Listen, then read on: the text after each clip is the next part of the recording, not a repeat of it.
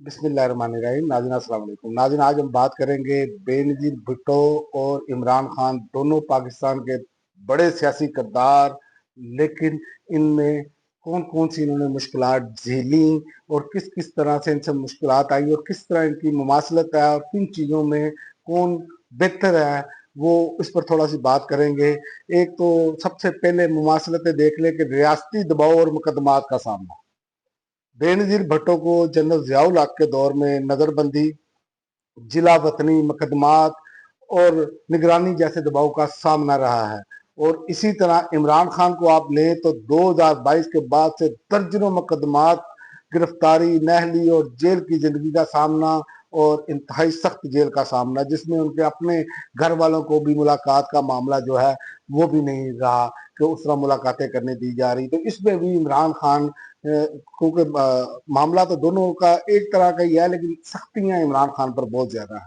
और दूसरा, रियासी इदारों के दबाव और ताकत का इस्तेमाल और सियासी किरदार को कमजोर करने की कोशिश दोनों के खिलाफ की गई है। बेनज़ीर भुट्टो के खिलाफ भी की गई है और इमरान खान ने के खिलाफ भी की गई है। ये आपके सामने है, 2-3 साल से जो इमरान खान के साथ हो रहा है वो भी सेम उसी तरह ही है, लेकिन मकबूलियत के बावजूद मुश्किलात हैं। बेनज़ीर भुट्टो से जब वतन वापस आई तो लाखों लोगों ने उनका इस्तकबाल किया। मिसाल के तौर पर 1986 में जब उनकी वापसी हुई तो लोगों का भरपूर इस्तकबाल हुआ था।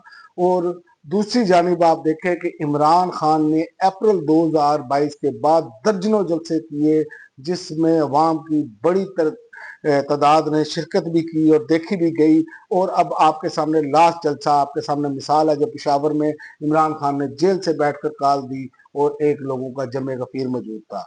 और एक और जो पहलू है, मुश्तरका पहलू जो है इनमें, वो ये है कि अवामी मकबूलियत के बावजूद स्टैब्लिश या निज़ाम कह लें आप या माफिया कह लें, इन्होंने इमरान खान को और बेनज़ीर भुट्टो दोनों को चलने नहीं दिया।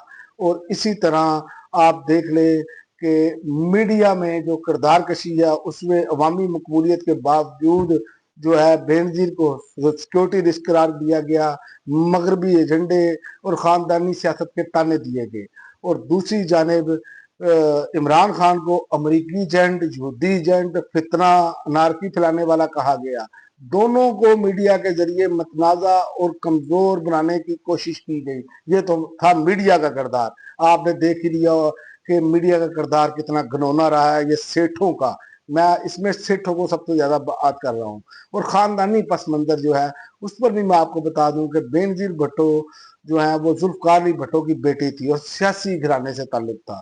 इसमें अब इमरान खान का जो बैकग्राउंड है, इमरान खान ने क्रिकेट में अपना नाम पैदा किया, उसके बाद उन्होंने शौकत खानम अस्पताल, नमल यूनिवर्सिटी, इस तरह के काम किए और फिर कुछ देर खामोशी भी इख्तियार की। उसके बाद उन्होंने एक सियासी जमात बनाई और तवील जद्दोजहद की, अपनी सियासी जमात बनाकर 26-27 साल की उनकी जद्दोजहद है।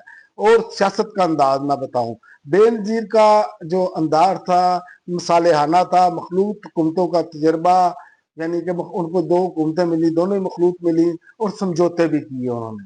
दूसरी जानिब इमरान खान का जारहाना अंदाज, बयानिए पर मुबनी तनकीदी रवैया और बयानिए की जिसे सियासत कहते हैं उसको अरूज पर लेकर गए इमरान खान, जो कि आज तक अरूज पर है।